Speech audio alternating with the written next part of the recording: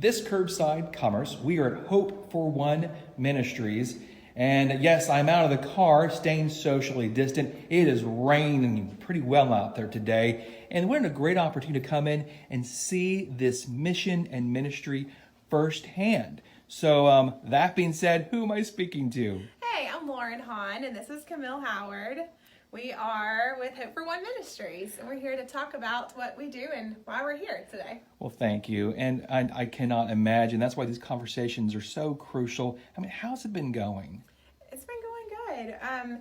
Of course, it's been very different. So going into this whole, pandemic, we weren't really sure how to keep Hope for One Ministries going. But thankfully, we have had, we've been able to either come up, individually and have our intern come up. And whenever we've had families that need items from our closet. So we still are serving families. We have still been serving families. We've had lots of families need things during this time. So yes, we are still helping families, but just not bringing groups in or letting people come in or letting families come in and shop. We're shopping for them and mainly delivering them to them. So absolutely. Once again, continue to find creative ways to support your mission and your business and stay socially distant and safe. So how can folks continue to find and connect with you all? Yeah, so our website is hopeforOneMinistries.org, and we're on Facebook, Hope for One Ministries, and you can just reach out with any questions that you have. And we are starting to have like a volunteer come in one at a time and start getting our closet back in order, because we really hope to be open again whenever it is safe to do so and let families come in. And so if you like to organize, and you can come in by yourself and do that, or you can support us through just encouraging and monetary donations. We do still have to pay to keep this open. So, but it's been good. We have received money when we need it, and it's been really great. So, and we want to continue to love on families. If that just means reaching out, checking in, and saying, how are you? What can we do for you? And then again, just pulling items for them and leaving them out as we need them. We want to be the good and the hope and the love and support when it's hard. So I will tell you a quick story that happened about a month ago. We had a family receive twins, and we did not have many baby items. For example, we did not have two car seat carriers for these new twins. And of course, when we don't have the items, we still want to provide the items for the family. So we went online. We were able to do, thankfully for this curbside pickup in most places, Target. We ordered car seats on for curbside pickup, and we ordered them a couple more things that we just didn't have here at the closet, newborn diapers and such, and was able to get that to that family, which was really cool. And this mom and dad that are taking care of these precious foster kids have just really been overwhelmed with the love and kindness and the community that's come around them. And so thankfully, because of monetary donations, like Camille said, we were able to order them brand new car seats and get them the items they needed. So just because we don't have it here doesn't mean we can't get it for the families. We obviously love to take donations and use as much as we can donations-wise, but if we need to get it for our family, we've gone there. But again, that takes monetary donations. So I was thinking through this whole,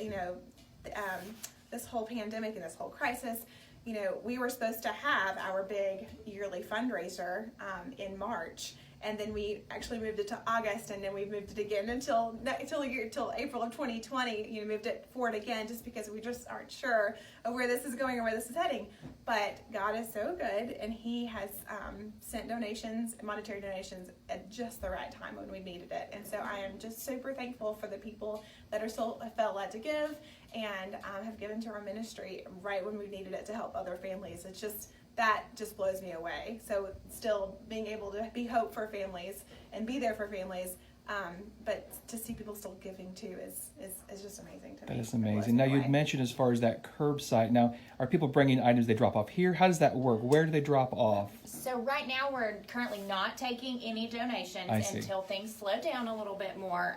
But then once we do open back up, so watching our website and signing up for our newsletters is a really good way to know when we're going to open back up. But once they do, they just come here. We're at 1441 Guthrie Street. We are directly behind the Burger King on 25th Street. And so we're in the Heritage Point building. And you just drive around to the back of the building and drop off, and that's usually on Tuesdays and Wednesdays and Saturdays. So that'll open back up hopefully as the community slowly opens back up. But we do want to be safe because we are giving those items out. So everything in here now was stored upstairs and for months, and so it's all good. And I will say, I think us being able to still serve these families has helped because stores have been, people don't want to go to stores and stuff right now. So this is just such a good way for them to get the items they need and still keep themselves safe. So we're thankful for that.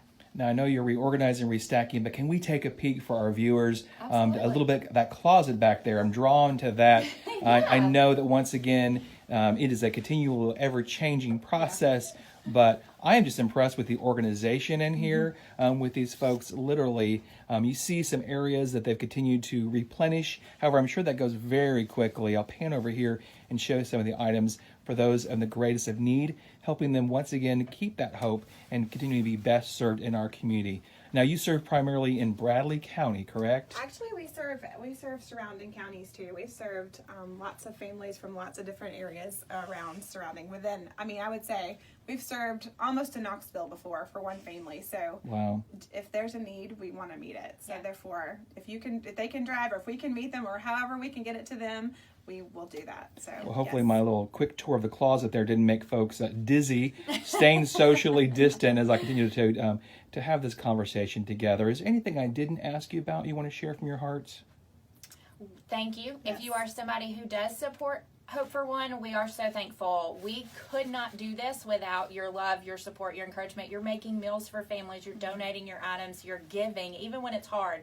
I know it's been financially hard for so many people, and you're still giving, and that speaks volumes. And when these families come in tears, and they're just so thankful because it's just one weight off their shoulders, and they feel loved, it is making a huge difference. And we couldn't do it without you, so we have to say thank you. Yes, and I will say too, foster families, just as a reminder of kind of what we do in a brief sense, foster families who receive children normally do not store in their homes, clothing for a variety of different ages and, boys and girls. So that is where we come in when they receive, for example, if a family receives a 2 and a 4-year-old male and female, and they have older children or younger children or maybe no children, we are able to give them everything they need for a week's worth, even up to the bigger items like a crib or a day bed or a twin bed or, any items that they might need, essential items for those children. We're able to provide that for that family. And so we just want to fill in the gap to say, hey,